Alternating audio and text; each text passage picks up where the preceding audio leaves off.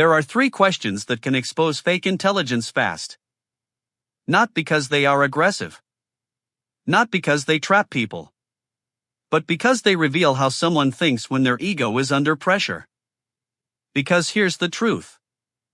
A person can sound smart, use big words, speak with confidence, quote books, argue for hours, and still be a terrible thinker. Fake intelligence is loud. Real intelligence is flexible. Fake intelligence wants to win. Real intelligence wants to understand. And once you know what to ask, people reveal themselves faster than they realize. So here are 3 questions that expose fake intelligence. Use them carefully. Because after this, you may not see some people the same way again. Question 1. What would change your mind? The first question is simple. Ask them what would change your mind. That's it. Not, why are you wrong? Not, can I prove you wrong? Not, you don't know what you're talking about. Just calmly ask, what would change your mind? And then listen. Because this question does something powerful. It separates thinkers from defenders. A real thinker can say, if I saw better evidence. If the facts showed something different. If there was a stronger explanation. If I was missing important information. I would reconsider. That is intelligence. Not because they instantly agree with you, but because their mind is still alive. They can update, they can adjust, they can admit. I might be wrong. But fake intelligence hates this question. Because fake intelligence is not built on truth. It is built on identity. The person is not just defending an idea. They are defending themselves. So when you ask, what would change your mind? They may say nothing. I'm just right. You wouldn't understand. I don't need evidence. That's just how it is. And when you hear that, stop. You are no longer in a conversation. You are watching an ego protect itself. Because a closed mind can still sound confident. But confidence is not intelligence. Sometimes confidence is just fear, wearing expensive clothes. Think about people you've met. The person who always has an answer. The person who never admits fault. The person who turns every disagreement into a personal attack. The person who can't say a good point. I didn't think of that. Maybe I need to look again. That is not strength. That is fragility. Because real intelligence does not collapse when questioned. It becomes sharper. Fake intelligence gets angry. Real intelligence gets curious. And that is the difference. So when someone has a strong opinion, ask, what would change your mind? If they can answer clearly, respect that. Even if you disagree. But if their answer is basically, nothing could ever change my mind, then don't waste your energy. You cannot reason with someone who has made being right part of their personality. Because they are not searching for truth. They are protecting pride. And pride is expensive. It costs people relationships, opportunities, money, growth.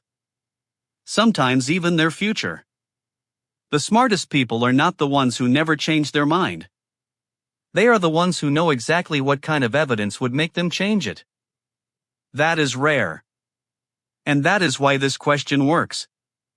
Question 2. Explain it like I'm 12. The second question is, explain it like I'm 12. This question exposes fake intelligence very quickly. Because people who truly understand something can make it simple.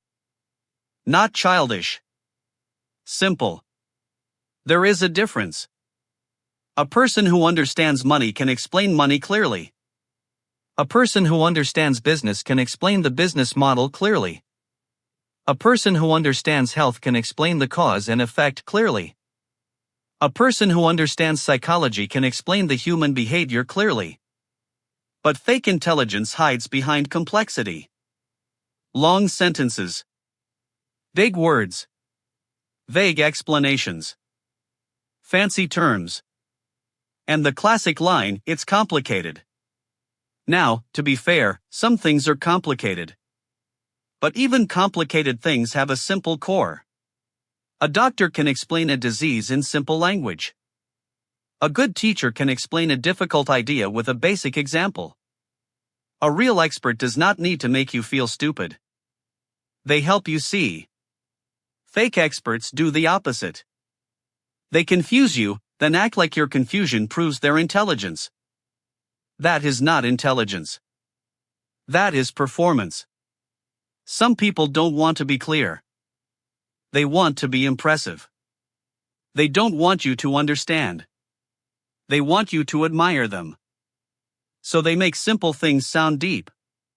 They make obvious things sound mysterious. They use complexity as camouflage. Ask them, "Explain it like I'm 12." Then watch what happens. If they slow down, give an example, remove the jargon, and make the idea clearer, that is a good sign. But if they get offended, if they talk even more confusingly, if they say, "You just wouldn't get it," be careful. Because understanding should create clarity, not smoke. Here's a simple test. Imagine someone gives you business advice. They say, "You need to optimize your strategic positioning through scalable leverage and high-value monetization frameworks." Sounds smart. But what does it mean? So you ask, "Explain it like I'm 12." A real thinker might say, "Find a group of people with a painful problem. Build something that solves it. Sell it in a way that can grow without needing more of your time every day." Now you understand. Same idea. Less ego. More clarity. That is intelligence. Clarity is not weakness. Clarity is power. Because if you can't explain something simply, there's a good chance you don't understand it deeply enough.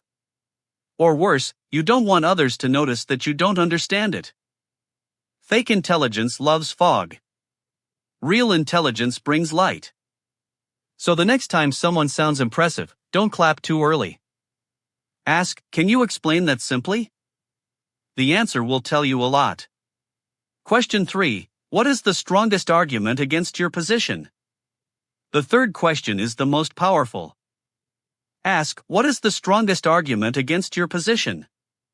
This question exposes whether someone actually thinks or just repeats beliefs. Because anyone can attack the other side. That is easy. Anyone can say they're stupid. They're jealous. They're brainwashed. They don't get it. They're wrong. But a real thinker can do something much harder. They can explain the strongest version of the opposing view. Not the weakest version. Not the dumb version. Not the version that is easy to laugh at. The strongest one. A real thinker might say, "I believe this.